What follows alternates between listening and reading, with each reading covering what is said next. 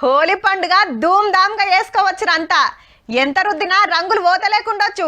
Chemical కలిపిన రంగులాయే అంత జల్దిన పోవు గాని మొన్ననే శివరాత్రికి ఒక్క పొద్దులు జాగారాలు ఉన్నారు.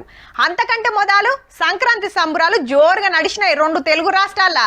ఇక రాబోతున్న పండుగలేంటి అంటే రాముల వారి తలంబ్రాలు, అటెన్క ఉగాది పండుగ. ఉగాది ముచ్చట అటెన్క చూద్దాం గాని ఇప్పుడైతే ఈ వార్త చూడుర్రి.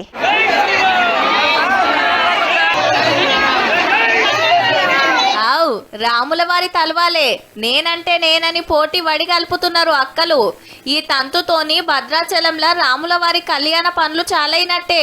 నెలల కమానం భక్తులు గోటితో నొల్చిన తలంబ్రాలు తీసుకొచ్చి మిథిలా స్టేడియం చిత్రకూట మండపం కాడ కలిపిండ్రు.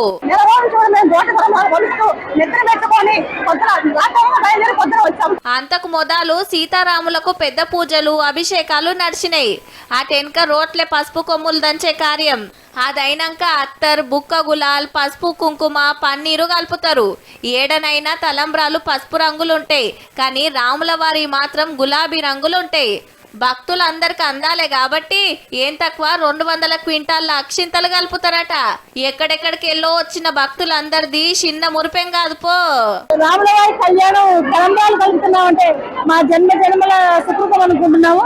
ఏకాదశి రోజున మొదలేసి నిన్నటి వరకు కలిపి నిన్న పూజ కట్టి తీసుకొచ్చామండి. ఈ నెలాఖర్ల 30 తారీఖు నుంచి ఏప్రిల్ 12వ తారీఖు దాకా రాముల వారి బ్రహ్మోత్సవాలు నడుస్తాయి.